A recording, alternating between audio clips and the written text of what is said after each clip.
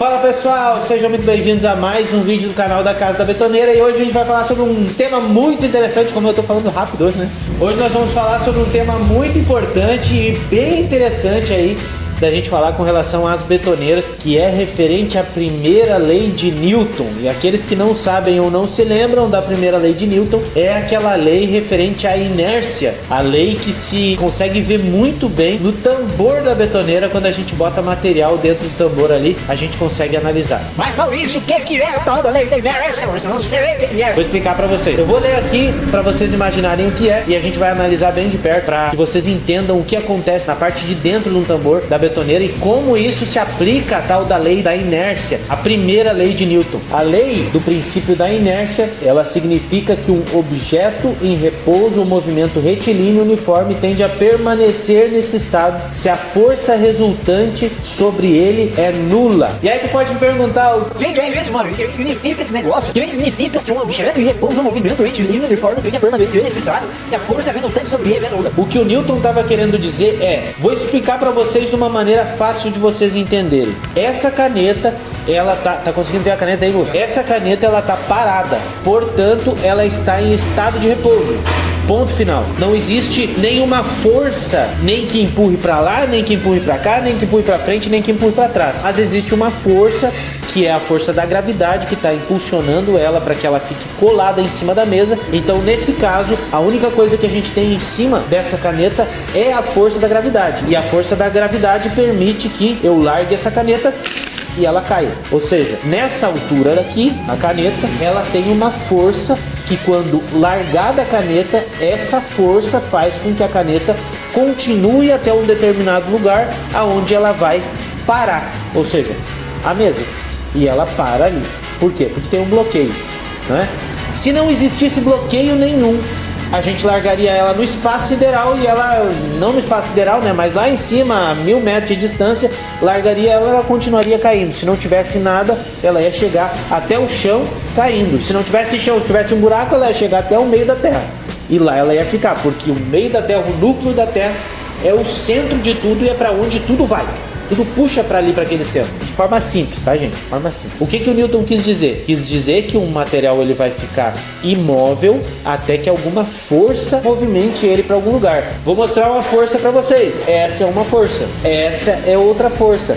Só que como ela tem atrito em cima da mesa, ela não anda mais do que isso aqui que eu fiz. Ela tem atrito, esse atrito faz com que ela pare. Então isso aí a gente consegue ver muito na betoneira. O que é a lei da inércia dentro de um tambor? E eu vou falar para vocês isso porque é importante para vocês. Esqueçam a parte da ciência, agora vocês vão entender o porquê que eu tô falando isso. Quando um tambor ele gira no ponto certo, na velocidade exata, a lei da inércia ela faz a função dela. O que seria a lei da inércia? Uma betoneira hoje em dia, para ser...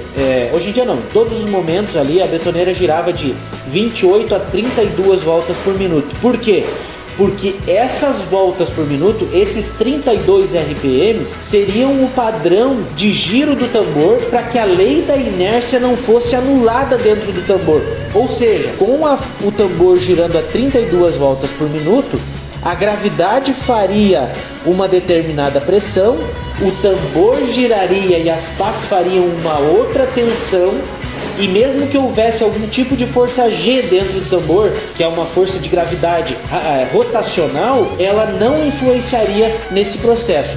Porém, a partir do momento em que se aumenta a rotação do tambor, ou seja, diminui-se a polia de trás, a polia movida, aumenta-se a polia motora e troca-se a rotação de 28 a 32 voltas por minuto, por exemplo, para 50 voltas por minuto, aí sim acontece uma coisa muito diferente, que é a influência da força G de dentro do tambor, que é a influência da força gravitacional de rotação do tambor vai influenciar na inércia dentro do tambor. É por isso que eu falo muito para as pessoas cuidarem aí na hora de trocar polias e tudo mais. O que vai acontecer quando se troca essa rotação de 32 para 50, digamos, para 70, para 100 voltas por minuto. Acontece que a força de gravidade que está exercendo pressão em cima do concreto que está lá dentro, a pá que está exercendo força para cortar aquele concreto ali dentro, são anuladas pela força G do tambor. A velocidade do tambor gera força G. Seria aí como a força centrífuga, que é aquela força aonde,